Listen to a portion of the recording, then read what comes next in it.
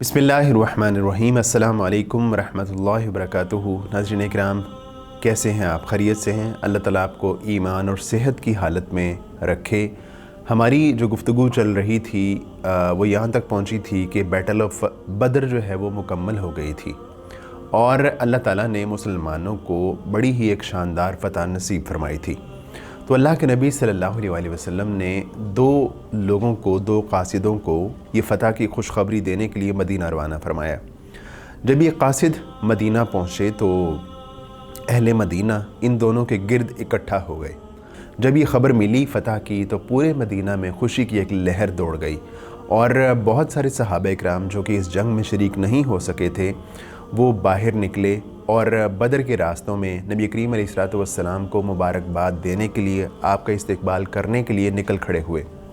हज़रत उसामा बिन ज़ैद रज़ी अल्लाह अन्हु कहते हैं कि हम जब नबी करीम अलैहिस्सलातु वस्सलाम की बेटी हज़रत रुक़ैया रज़ी अल्लाह अन्हा को दफन कर रहे थे, उनकी कब्र पर मिट्टी बराबर कर रहे थे, उस वक्त हमें बदर की फ़तह की खुशखबरी मिली। वो कहते हैं कि मैं और हज़रत उस्मान रज़ी अल्लाह अन्हु अल्लाह के नबी अलैहिस्सलातु वस्सलाम की बेटी हज़रत रुक़ैया रज़ी अल्लाह अन्हा की तीमारदारी के लिए, उनकी देखभाल के लिए बदर में शरीक नहीं हो सके थे, बल्कि अल्लाह के नबी अलैहिस्सलातु वस्सलाम के हुक्म पे मदीना ही में रुके थे। जंग बदर के बाद एक मामला और एक मसला ये पेश आया कि असल में जब जंग ख़त्म होने वाली थी तो उस वक्त मुसलमान तकरीबन 3 ग्रोहों में बट गए थे।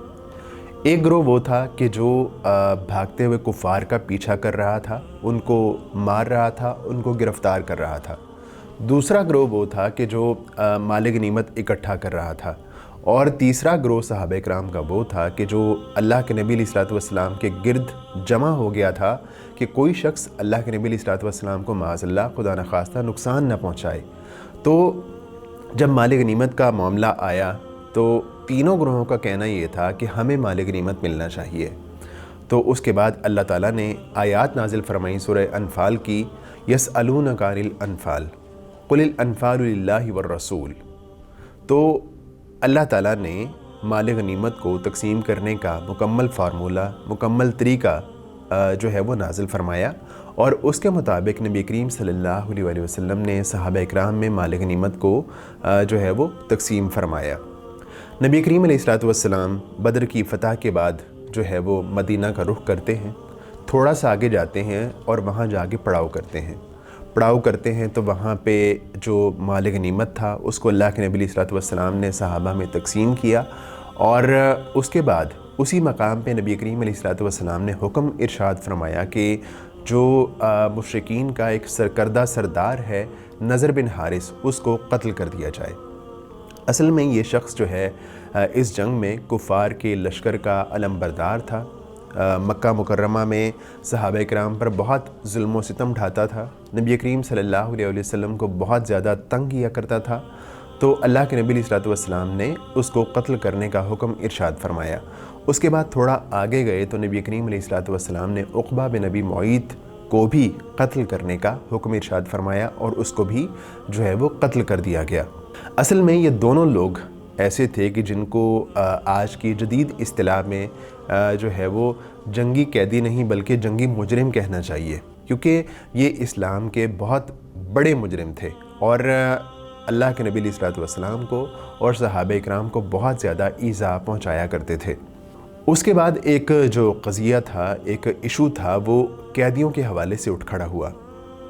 मदीना में पहुंचने के बाद नबी करीम सल्लल्लाहु अलैहि वसल्लम ने दरियाफ़्त किया कि मुझे बताओ कि कैदियों के बारे में हमें क्या रवैया इख्तियार करना चाहिए, इनके साथ क्या सलूक होना चाहिए। तो जनाब अबू बकर सिद्दीक़ रज़ी अल्लाह अन्हु ने कहा कि हमें इनसे फ़िदिया ले लेना चाहिए।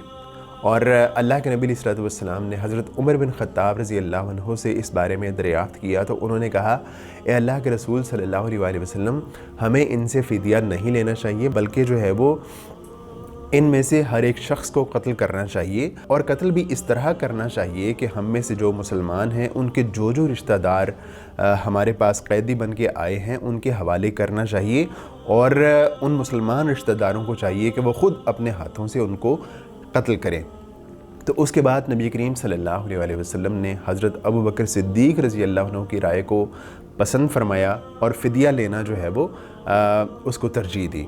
तो उसके बाद क्या हुआ कि जनाब उमर फ़ारूक रज़ी अल्लाह अन्हु अगले दिन मस्जिद नबवी में आते हैं तो देखते हैं कि नबी करीम सल्लल्लाहु अलैहि वसल्लम और जनाब अबू बकर सिद्दीक़ रज़ी अल्लाह अन्हु रो रहे हैं।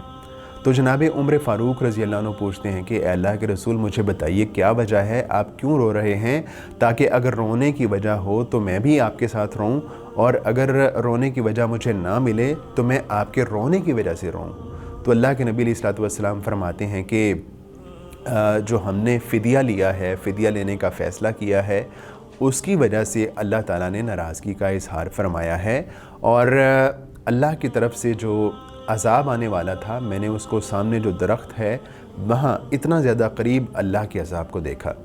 खैर अल्लाह की तरफ से जो है ये आयत नाजिल हो चुकी थी, फ़इम्मा मन्नम बअदु व इम्मा फ़िदाअ, कि या तो आप जो है उनके साथ एहसान कर सकते हैं या फिर जो है वो फ़िदिया ले सकते हैं।